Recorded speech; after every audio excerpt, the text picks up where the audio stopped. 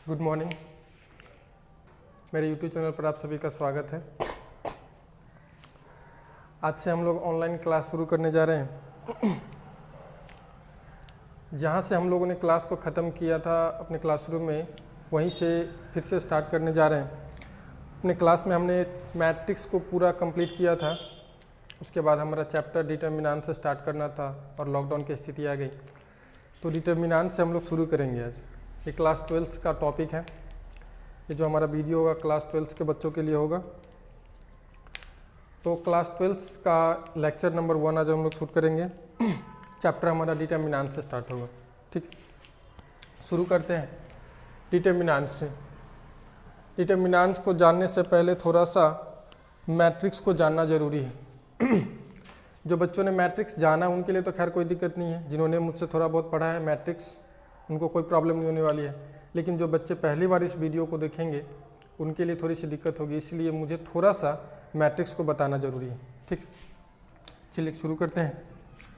तो ये जो मैट्रिक्स और डिटर्मिनेंट है, ये हमारे मैथमेटिक्स के क्लास 12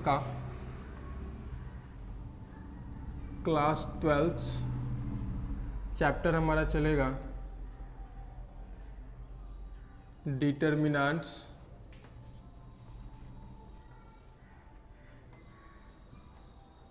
यही आज का हमारा टॉपिक है। डिटर्मिनेंट्स ये किसके अंतर्गत आता है? डिटर्मिनेंट्स जो है 12th के मैथमेटिक्स का अलजेब्रा का एक पार्ट है। थोड़ा सा जानकारी दे दूँ इसके बारे में, अलजेब्रा के बारे में। अलजेब्रा में 2 पार्ट हैं, एक है मैट्रिक्स और एक है डिटर्मिनेंट्स। एक है मैट्रिक्स और दूसरा है डिटर्मिनेंट्स। ऑलराइट, अलजेब्रा जो है 12th का, वो बोर्ड एग्जाम में अभी नए पैटर्न के आधार पर करीबन 27 से 32 मार्क्स के करीब में पूछे जाते हैं अप्रॉक्सीमेटली। इस बार के एग्जाम में 33 मार्क्स का क्वेश्चन सिर्फ अलजेब्रा से टोटल था। तो उस रेशियो से मिला सकते हैं, लगभग 22-25 के रेशियो से। पुराने पैटर्न के आधार पर ये चैप्टर से 17 नंबर के क्वेश्चन पूछे जाते थे। नया पैटर्न, जब नया पैटर्न इस बार से लागू हो, उससे आधार पर 27 से 32 मार्क्स 33 मार्क्स के करीब में अप्रॉक्सीमेट पूछा जाता है। मैट्रिक्स हम लोगों ने अपने क्लास में पूरा कवर किया है। ठीक है, मौका मिला तो इसका भी वीडियो बना करके डाल दूंगा। फिलहाल अभी हम लोग का जो टॉपिक है पढ़ना, वो है हमारा डिटर्मिनेंट्स। ठीक है, डिटर्मिनेंट्स के अंतर्गत जो टॉपिक्स है, उस टॉपिक को हम लोग पहले क्लियर करते हैं कि कौन कौन सा टॉपिक आपको 12th में पढ़ने। वो टॉपिक आपके कुछ इस प्रकार से है डिटर्मिनेंट्स के अंतर्गत। पहला हम लोग को इसका इंट्रोडक्शन पढ़ना है कि डिटर्मिनेंट्स क्या है, इसका यूज क्या है, कहाँ से आया है। दूसरा, वैल्यू ऑफ 2/2 डिटर्मिनेंट्स। तीसरा, minor and cofactor. Minor and cofactor of particular elements. Particular elements. ठीक है। चौथा, वैल्यू ऑफ 3/3 डिटर्मिनेंट्स।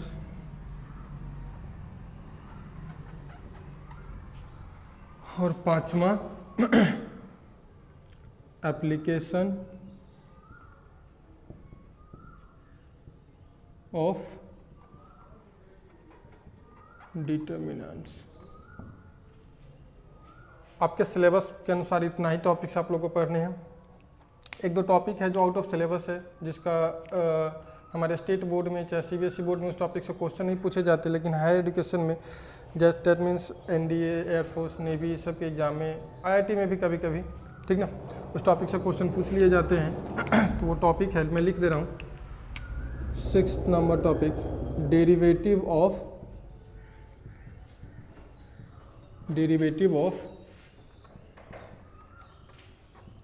डिटर्मिनेंट्स। इस टॉपिक को पढ़ने के लिए आपका ये कैलकुलस का पार्ट है। डेरिवेटिव जो है क्या है, कैलकुलस का एक पार्ट है। ठीक ना, जब हम लोग कैलकुलस पढ़ेंगे वहाँ पर भी इस टॉपिक को पढ़ेंगे, डिटर्मिनेंट्स के डेरिवेटिव में। ठीक ना, फिलहाल हम इसको छोड़ करके बाकी सबको भी पढ़ेंगे। ठीक है, मौका मिला तो इसको भी पढ़ लूँगा। डिटर्मिनेंट्स, इसका इंट्रोडक्शन शुरू करने से पहले डिटर्मिनेंट्स को जानने से पहले आपको मैट्रिक्स थोड़ा सा जानना पड़ेगा, ठीक है। तो मैट्रिक्स के बारे में हम लोग यहाँ पर मैट्रिक्स का थोड़ा सा इंट्रोड आपको दे रहा हूँ ताकि आप डिटर्मिनेंट को अच्छे से समझ सको, ठीक है। मैट्रिक्स क्या होता है? तो मैट्रिक्स जो होता है वो रो और कॉलम के ऊपर डिपेंड करता है, पूरा का पूरा मैट्रिक्स रो और कॉलम पर होता है। तो मैट्रिक्स को जानने से पहले थोड़ा सा रो और कॉलम जानना पड़ेगा। तो रो क्या और कॉलम क्या है, मैं शॉर्ट नोट्स में लिख रहा हूँ, ज़्यादा डिटेलिंग नहीं जा रहा हूँ। रो का मतलब होता है हॉरिजॉन्टल लाइन, रो का मतलब होता है हॉरिजॉन्टल लाइन, और कॉलम का मतलब होता है वर्टिकल लाइन। मेरा उद्देश्य डेफिनेशन रटाना नहीं चाहिए, याद कराना नहीं है, बस मैं एक बार बोलूँगा, हो सके तो लिख भी दूंगा।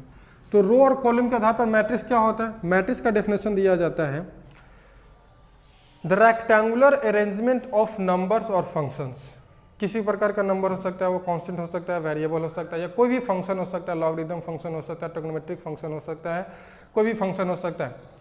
तो किसी भी फंक्शन का या किसी नंबर का रेक्टेंगुलर अरेंजमेंट जो होता है in the form of row and column is called matrix. As for example आपको दिखाऊंगा, ठीक ना। जैसे कि मैंने कहा 1 2 x sin x tan x y, और इसको रेक्टेंगुलर अरेंजमेंट में बंद कर दें, तो ये हमारा मैट्रिक्स है। क्या है? मैट्रिक्स। और इस मैट्रिक्स में इसको रो कहा जाता है और इसको क्या कहा जाता है? कॉलम कहा जाता है।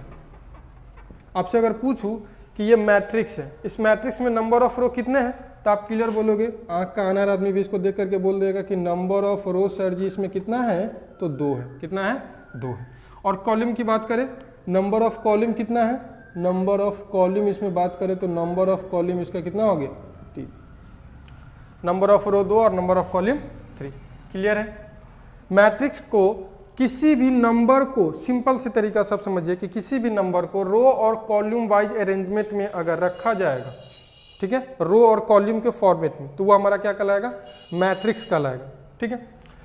तो ये जो रो और कॉलम के आधार पर जो जिसका लिखा जाता है मैट्रिक्स का, वो इसका एक लिखा जाता है order of matrix. Order of matrix क्या होता है?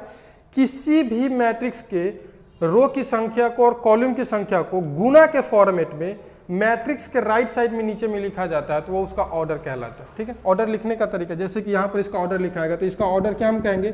इसका ऑर्डर होगा 2 गुने 3। क्या होगा? 2 गुने 3। लेकिन इसको पढ़ेंगे क्या? 2/3। 2 गुने 3 क्यों आया? 2 गुने 3 क्या मतलब इसका नंबर ऑफ रो इसमें क्या गो? 2 और कॉलम कितना है? 3 गो। मैं और थोड़ा सा एग्जाम्पल ले रहा हूँ। जैसे कि देखिए, मान लीजिए यहाँ पर एक छोटा सा मैट्रिक्स हम आपको बना करके दिखा रहे हैं। हमने कहा 2 3 4 5। आपसे पूछ ले इसका ऑर्डर क्या है, इसका ऑर्डर क्या है, तो आप पहले इसमें नंबर ऑफ रो देखो। ऑर्डर लिखने के लिए हमेशा ऑर्डर बराबर, अगर आपसे कोई पूछे कि ऑर्डर क्या है, तो ऑर्डर ऑफ मैट्रिक्स बराबर नंबर ऑफ रो गुने नंबर ऑफ कॉलम। तो इसका नंबर ऑफ रो कितना है? रो की संख्या 1 2, नंबर ऑफ रो 1 2, तो 2 रो हो गया, यहाँ पर 2 लिख देंगे। कॉलम कितना है? तो ये भी 2 है, 1 2, इसको हम भी यहाँ पर लिखेंगे 2, यानी हम इसको कहेंगे कि 2/2 का मैट्रिक्स है। ये क्या है? 2/2 का मैट्रिक्स है। और मैट्रिक्स को रिप्रेजेंट करने के लिए, यानी उसको दिखाने के लिए किसी भी कैपिटल अल्फाबेट का आप प्रयोग कर सकते हो। जैसे कि इसका नाम कुछ दे सकते हैं, हम यहाँ पर दे दिए कि इस मैट्रिक्स का नाम X है, कोई दिक्कत नहीं है। इस मैट्रिक्स का भी नाम कुछ आप दे सकते हैं, मान लीजिए कि इसको हम कह दिए कि ये मैट्रिक्स A है। नाम, अब जैसे कि मान लीजिए कि किसी भी चीज़ का नाम जब दिया जाए तब उसको पुकारने में, चाहे उसको संबोधित करने में आसानी होता है। अब कोई नाम नहीं है तो सीधे किसी को क्या कह के बुलाएंगे? रे हो, ऐसे तो इतना तो बहुत सारा दुनिया में लोग है, तो उसको किस नाम से बुलाएंगे?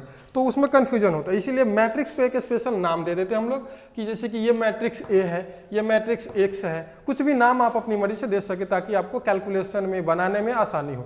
ऐसे इसकी जरूरत है भी नहीं वैसे, ठीक है। तो यहाँ तक आप लोग उम्मीद करते हैं कि आप लोग को समझ में आ गया होगी मैट्रिक्स क्या है। मैं फिर से एक बार बोल रहा हूँ, रिपीट कर रहा हूँ, नंबर को रो और कॉलम वाइज अरेंजमेंट में अरेंज किया जाता है, किसी भी प्रकार का नंबर हो या कि फंक्शन को, तो हमारा क्या कहलाता है? मैट्रिक्स कहलाता है। क्या कहलाता है? मैट्रिक्स। और दूसरा चीज हम लोगों ने सीखा order of matrix. Order of matrix क्या होता है? किसी भी मैट्रिक्स के रो की संख्या को और कॉलम की संख्या को गुना के फॉर्मेट में। ऐसा नहीं कि इसको वैल्यू लिख दो 2 गुना 4। बहुत सारे बच्चे ऐसे कहते हैं, मैंने देखा है कि क्या करेंगे, इसका ऑर्डर सर 2 गुने 2 बराबर 4। ये गलत है। आप इसको गुना के फॉर्मेट में ही छोड़ोगे, ऑर्डर 2 into 2 ही रहेगा, ठीक है। और पढ़ेंगे इसको क्या हम लोग 2/2, इसको पढ़ने का सही तरीका है कि 2/2 है, ठीक है। चलिए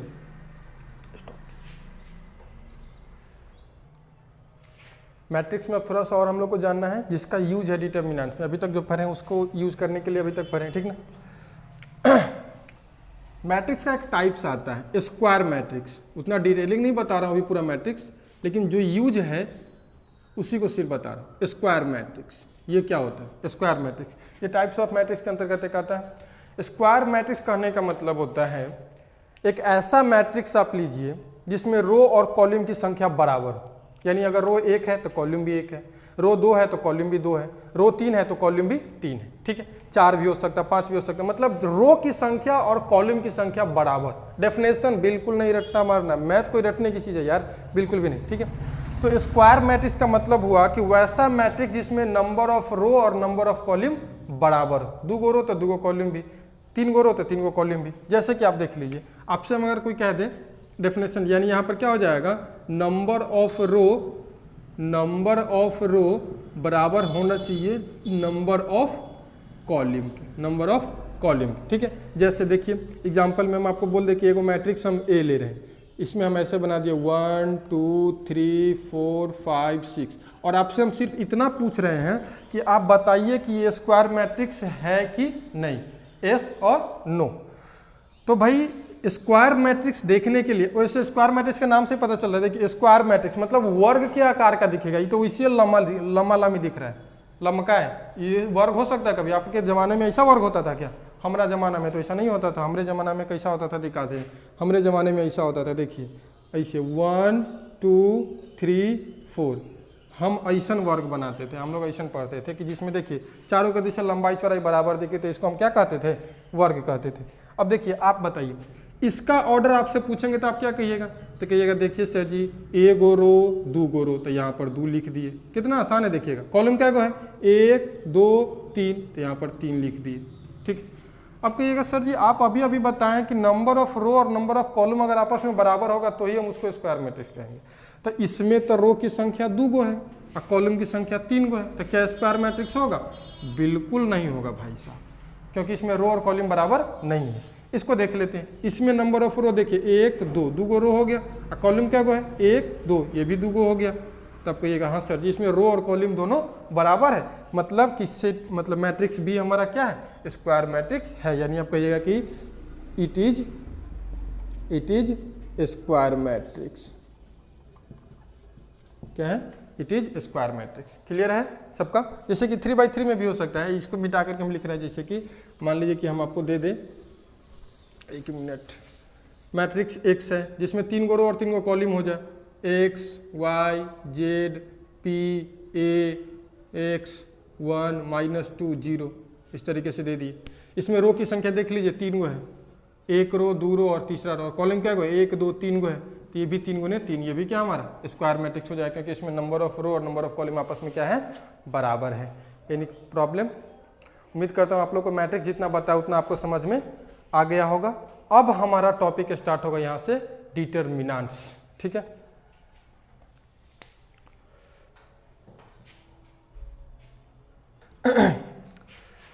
तो हम लोगों ने मैट्रिक्स को जितना इंट्रोडक्शन में हमको पढ़ना था डिटरमिनेंट्स के लिए उतना हम लोगों ने कवर कर लिया है। अब हमारा टॉपिक जो आज का चैप्टर है, जो टॉपिक शुरू करना है वो पढ़ते हैं डिटरमिनेंट्स, ठीक है।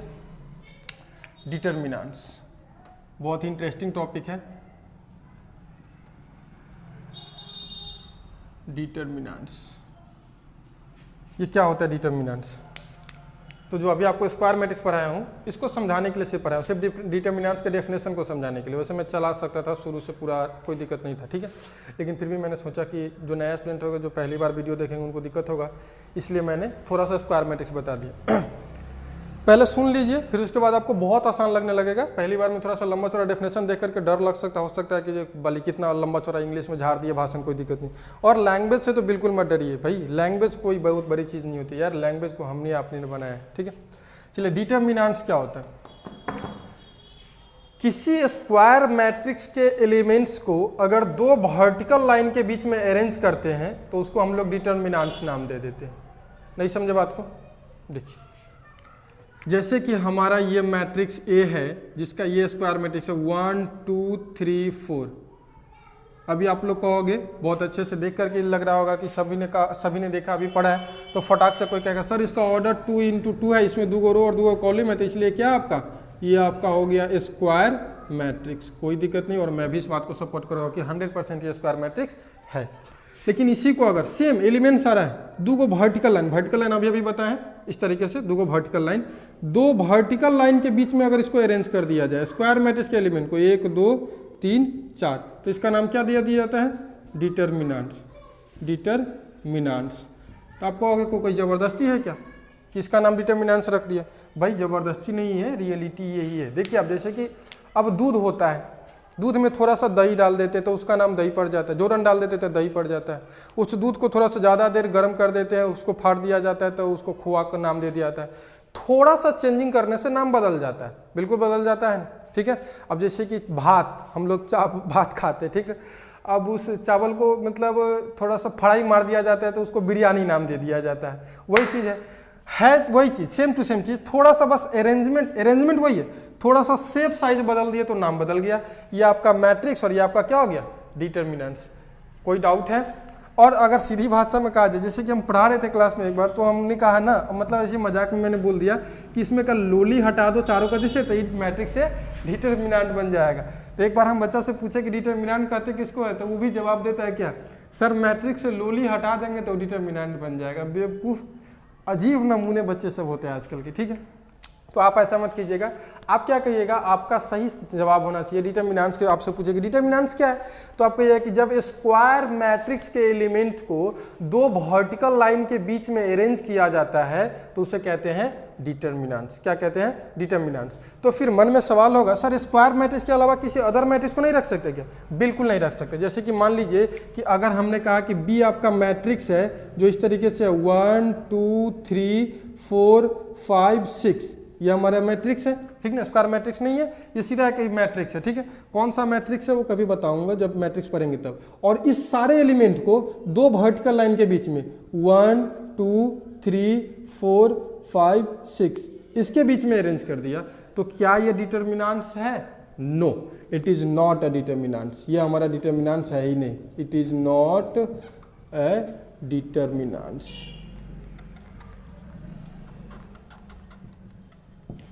ठीक है,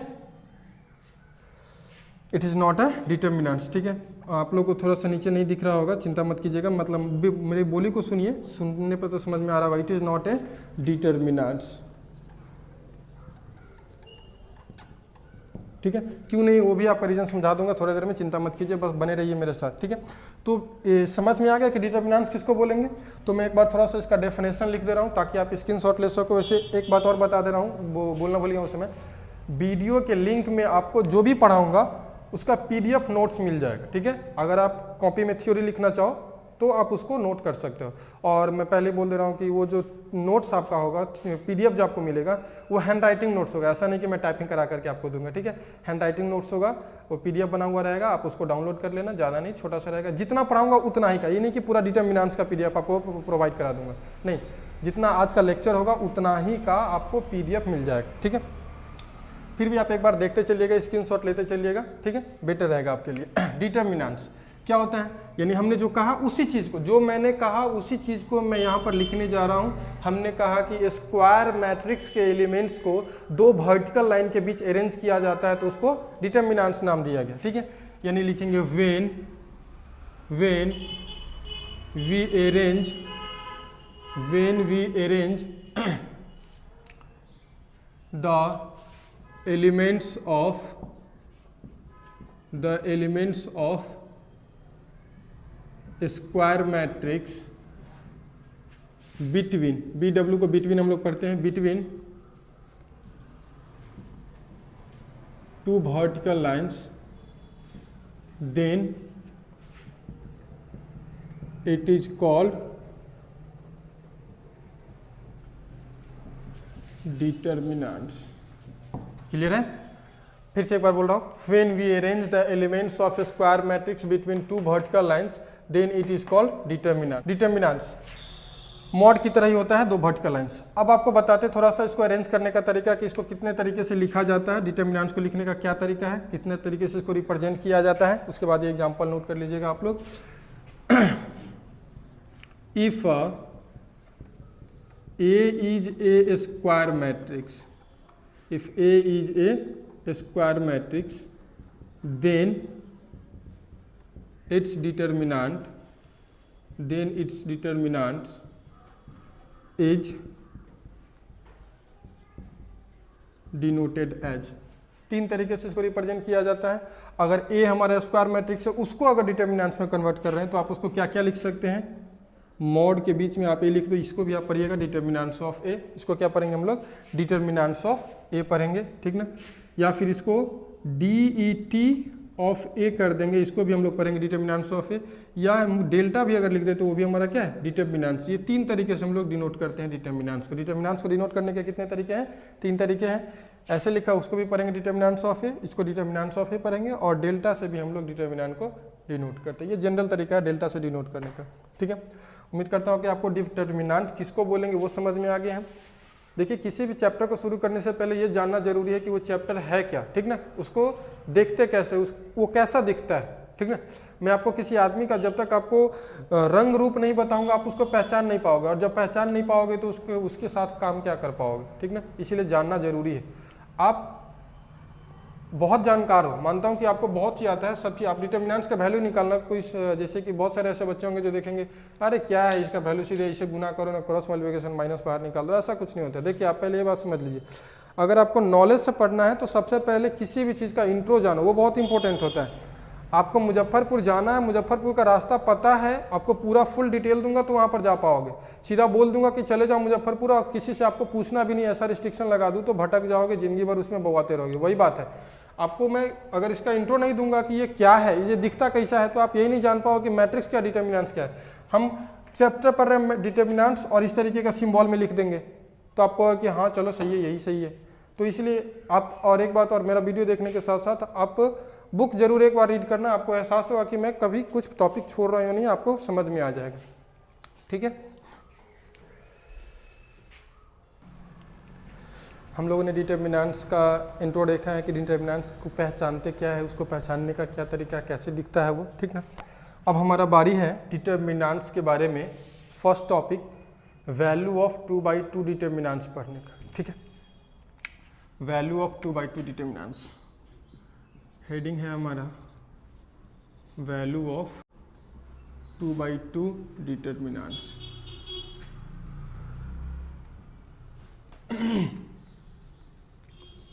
ये क्या होता है, ठीक है। अभी आपको थोड़ा सा मेरे साथ कोऑपरेट करना होगा, ठीक है। बाद में वो भी बताऊंगा कि वो वैल्यू उसी तरीके से क्यों निकलता है। आपके दिमाग में ये सवाल बैठा रहना चाहिए, ठीक ना। आप कमेंट करके वो सवाल हमसे पूछ सकते हैं, ठीक ना। मैं आपको जवाब दूंगा नेक्स्ट वीडियो में, ठीक ना। लेकिन फिलहाल अभी आपको थोड़ा सा कोऑपरेट करना होगा। वैल्यू ऑफ 2/2 डिटर्मिनेंट्स क्या होता है। जैसे कि मैं एक डिटर्मिनेंट्स ले रहा हूँ, मान लिया कि हमने कहा कि डेल्टा बराबर, हमने एक डिटर्मिनेंट 2/2 का डिटर्मिनेंट्स लेना है, ABCD। दिख करके लग रहा होगा आपको कि ये 2/2 का डिटर्मिनेंट्स है। 2/2 करने का मतलब समझ रहे हैं ना, जिसमें 2 रो और 2 कॉलम है, वो ऑर्डर हम बोल रहे हैं। 2/2 बोलते तो मतलब समझिए कि वो उसका ऑर्डर है।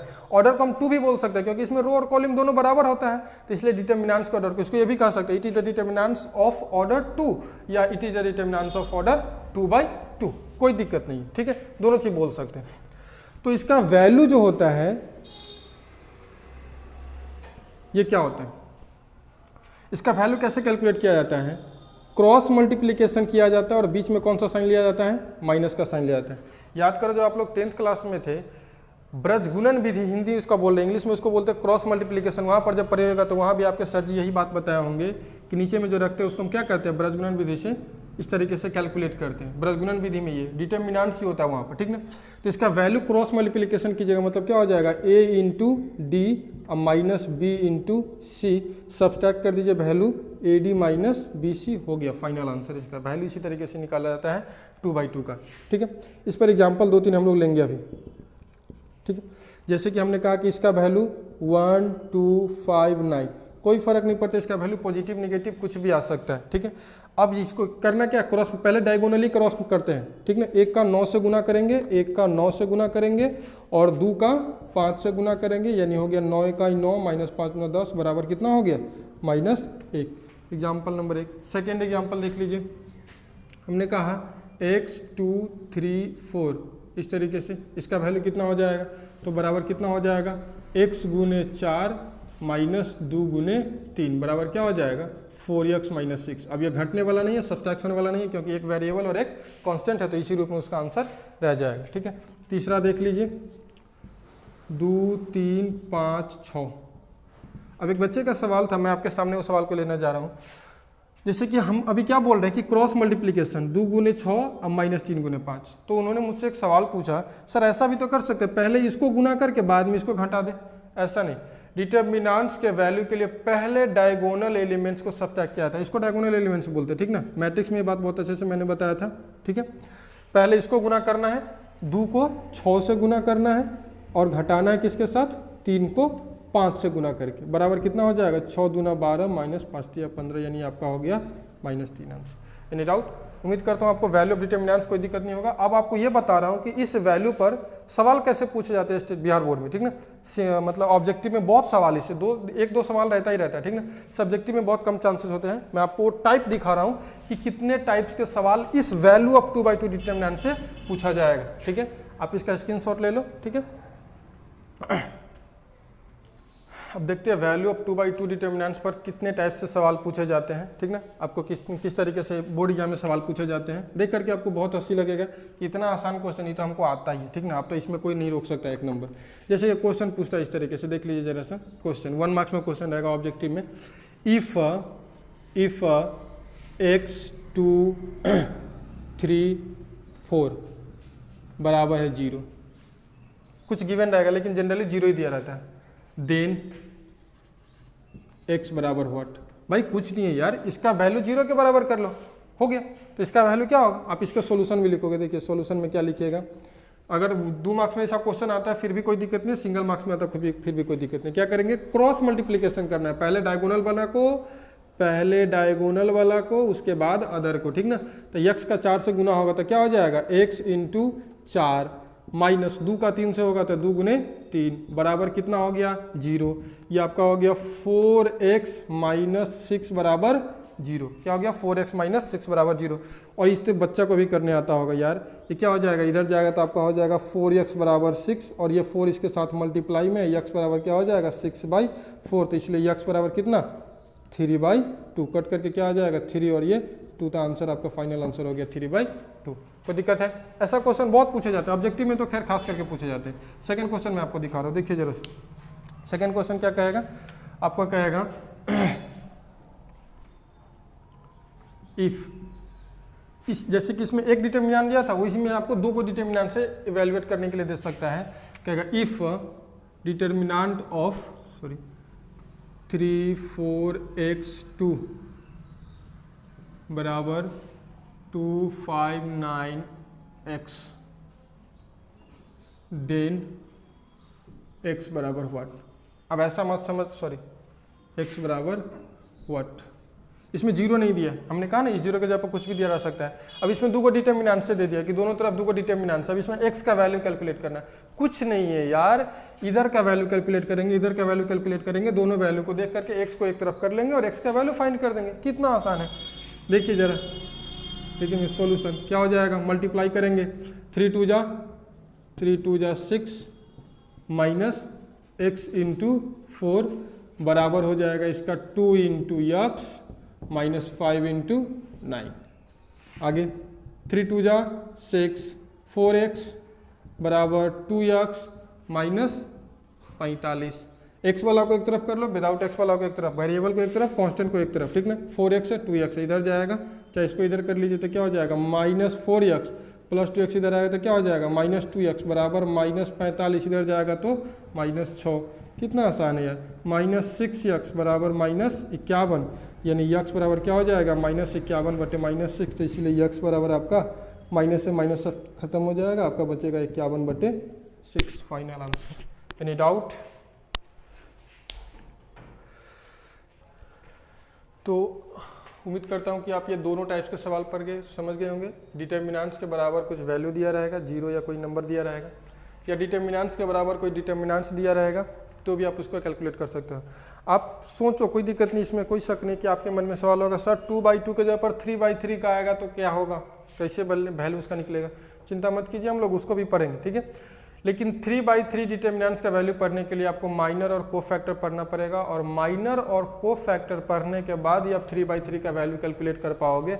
एक्चुअली में ये भी वैल्यू माइनर और कोफैक्टर की सहायता से ही निकाला जाता है। बस आप इसको, मैंने अभी आपको एक तरीका बताया है कि आप इस तरीके से वैल्यू निकाल सकते हैं। लेकिन अगर आपसे कोई पूछ ले कि यही हम ऐसा क्यों करते हैं, ये वैल्यू ऐसे ही क्यों निकलता है, ठीक ना, तो आपके पास अभी कोई जवाब नहीं होगा कि ऐसा क्यों करते हैं। आप अगर अपने आप से फिलहाल पूछ करके देखो कि हम ऐसे ही क्यों घटाएंगे, भाई ये वैल्यू हम हमारी मर्जी हम गुना करके जोड़ लेंगे बीच में, ठीक ना, ऐसा भी तो हो सकता है ना कि हमारी मर्जी हम इस दोनों को गुना कर ले, इस दोनों को गुना करें, बीच में जोड़ ले, तब तो वैल्यू आना चाहिए। तो फिर घटाने पर ही वैल्यू क्यों आता है, आप अपने दिमाग में ये सवाल रखिए क्यों, ठीक ना। नेक्स्ट वीडियो में उसको भी क्लियर करूंगा कि यहाँ पर बीच में माइनस से क्यों आता है, गुना क्यों किया जाता है, सारे सवाल का जवाब मैं आपको नेक्स्ट वीडियो में क्लियर करूंगा। लेकिन अभी फिलहाल 2/2 के वैल्यू के लिए आप इस तरीका को याद रखिए कि क्रॉस मल्टीप्लीकेशन करते हैं और बीच में माइनस का साइन लिया जाता है। क्यों लिया जाता है, इसका जवाब हम लोग नेक्स्ट वीडियो में लेंगे, ठीक ना। आगे थोड़ा सा इसके बारे में एक टाइप और सवाल देख रहा हूं, उसके बाद माइनर को फैक्टर के लिए हम लोग नेक्स्ट वीडियो में मिलेंगे। एक टाइप का सवाल है, ठीक है, आप फिलहाल इसका स्क्रीनशॉट ले लीजिए तब तक, ठीक ना। एक सवाल और लास्ट, आज का हमारा लास्ट क्वेश्चन होगा वो, ठीक ना। जैसे कि आपको इस तरीके से क्वेश्चन पूछे जा सकते हैं, इफ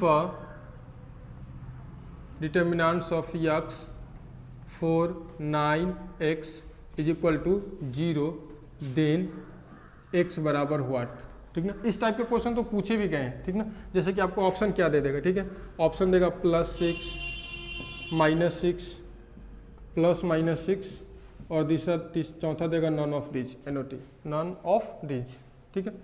अब देखिए इसको कैलकुलेशन करते हैं।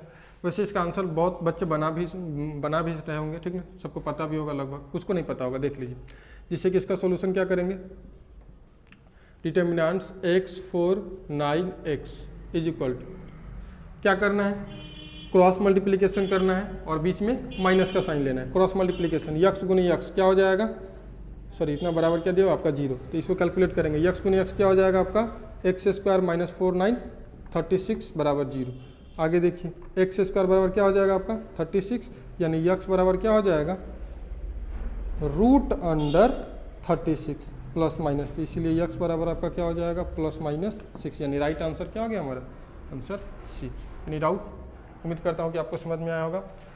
आज का लेक्चर हम लोग यहीं पर खत्म करेंगे। वैल्यू ऑफ 2/2, बस एक छोटा सा टॉपिक आज पढ़े हैं, कल से कुछ ज़्यादा पढ़ने का प्रयास करेंगे। 2/2 डिटर्मिनेंट्स का वैल्यू हम लोगों ने पढ़ा है।